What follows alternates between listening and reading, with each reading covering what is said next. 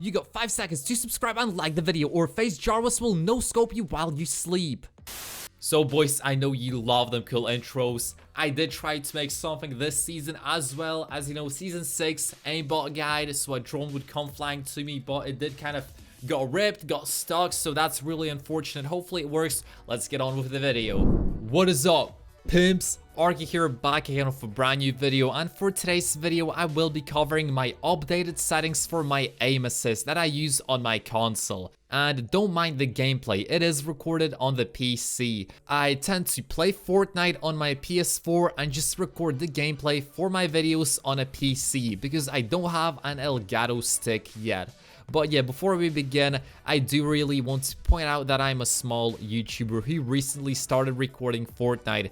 I make daily videos if you are interested. My videos help you improve, get more easy dubs and stuff like that. So if you enjoy them type of videos, then hit that subscribe button to join the hype squad. And if you turn on the notification bell as well, that will help me out a ton because you will get a pop-up message saying a new video from me has been released. So yeah, let's jump right into the aimbot. So I'll go down the controller options menu by order, and that is so you could skip to the bits most important to you, and also that you knew the structure of the video and know where everything is and not be confused if I start to jump around to different settings, if you get what I'm saying. So yeah, the first tab is input, and I have controller auto run and builder pro turned on. If you bind your sprint button, then you have one less keybind for building, and it's also supposed to be a fast reaching and comfortable button because you always use sprint when running somewhere. So yeah, when Fortnite made it so we could turn on automatic running, we got an extra keybind which is super useful for our keybinds. And it's really saving a lot of people who had trouble before fitting every necessary button on their controller. And for the hold edit time, it's 100 milliseconds. Pretty standard, don't need to even cover why it's like that. But if you find your controller is extra sensitive and you may be starting to edit when you didn't really want to, that means your hold time is quite low and you should increase it. Like, I remember when I had my edit time set to 20 milliseconds, I would turn it on for no reason when running just in a field. And it was really bad because I tended to open the edit menu when there were people in front of me as well. So yeah, just some really dumb deaths from my side that could have been easily avoided if I just increased my edit hold time. And the sensitivity tab, it doesn't matter what you have for the first 2 bars because they will be grayed out if you have advanced options turned on at the bottom. So yeah, have the very bottom option turned on, and also for the build mode sensitivity multiplier and edit mode sensitivity multiplier, I have 2x for both of them. So just copy everything as you can see it on my screen, and you also don't want to have them at different values because that means when you build you've got 1 cent, but when you go into the edit mode it may become like super fast or super slow depending on what your sensitivity will be. And it will just put you off your game because we don't, as human beings, as pro players, usually adapt that quickly to sensitivity changes. So yeah, it's really unnecessary and you should just keep them both at the same value. And for the advanced look sensitivity tab, I have look horizontal speed at 48% and vertical speed at 47. That is because, as always, it's very common to have your vertical sense a little bit higher than your horizontal sense. And horizontal is all about having your native sense, the one you're most comfortable with to line up your shots and your crosshair on another player, and just have fluid motions you feel in control with. But when it comes to vertical sense, people tend to have it slightly lower or higher for 2 different reasons. First is something that I tend to do myself, is have it lower to give myself more accuracy and leeway when trying to line up my shot on the player above or below me. For example, when he's on top and I want to land a shot on him when he's in midair jumping at me, I will have more accuracy in my shots. because the sense is lower and I have a better chance of lining it up with his head or body than with my normal sense. But then there are also people that tend to have their vertical sense higher than their horizontal sensitivity, and it's for another game style where you are more comfortable with a higher sense. And if there is a shot that you need to land below or above you, you don't want to sweat that much with lining it up and trying to land that lucky shot.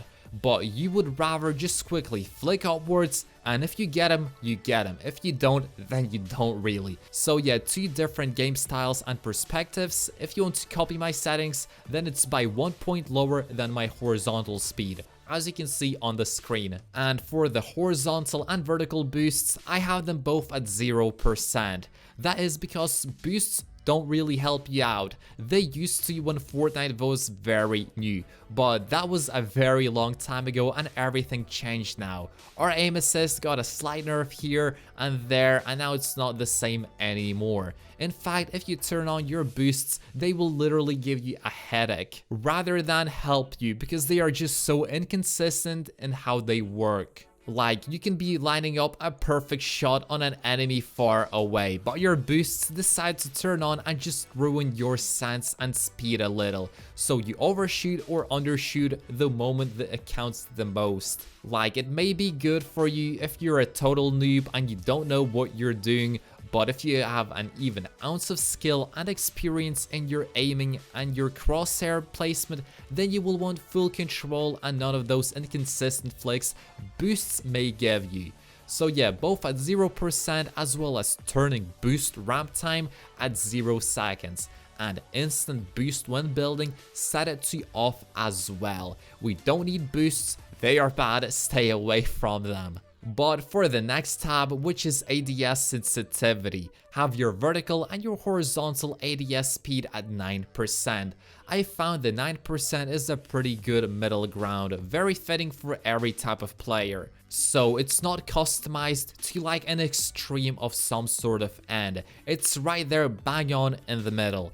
And if you feel that you want to turn it up or turn it down, then it's your choice to do so. You can just do it right from this setting because it is the middle ground. And unlike your vertical and horizontal sense, these two settings should actually be the same, because ADS means you're scoping in.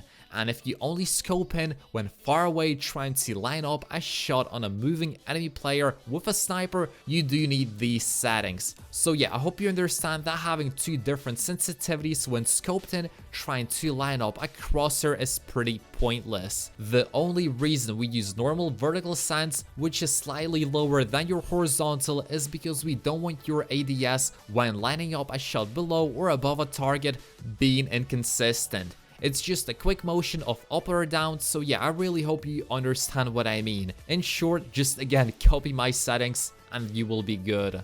And for the ADS turning vertical and horizontal boosts, turn them off completely, as boosts are the devil of this game and you don't want to be caught playing with them because you are the bad guy. You will be really bad with boosts. ADS turning boost ramp time is also at 0 seconds, nothing new here, so let's move on to the next tab. Advanced sensitivity is one of the last few tabs that we need to fill out, and then we are finished with this godly aimbot. So yeah, look for dampening time and set it to 0 seconds. Look for input curve and of course set it to linear, because exponential is a waste of time if you're looking for the most precise aimbot. And that is because exponential focuses not only on the horizontal aspect but also the vertical. And although yes, we got vertical in the game, I don't think it's enough for you to waste your aimbot strength from horizontal on it, if you get what I'm saying. For the controller dead zone, I have move stick dead zone set to 11%.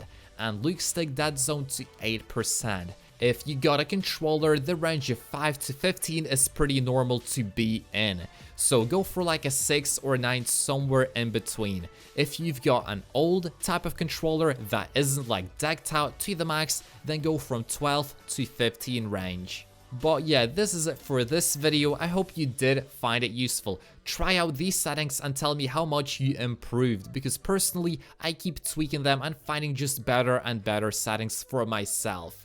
but sometimes they go into like too personalized way that I play, so some of you guys wouldn't really like that. So I tend to stick with like the normal settings, not too fast descents and stuff like that. Anyway, this should help you out a ton in landing some easy kills and dubs. And if you also like my video, then hit that subscribe button with the notification bell turned on, not to miss any of my new videos. I record stuff like FPS guides, aim assist settings, new Fortnite updates, best meta, loadouts, weapon changes, building tips, etc. and many more. So yeah, I hope I'll see you boys in the next one, and as always, it's been me, Arky. Peace.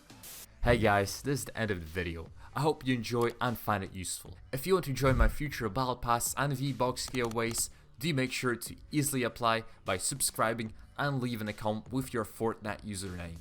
I will be choosing 5 random people in the near future for weekly gifts. Peace.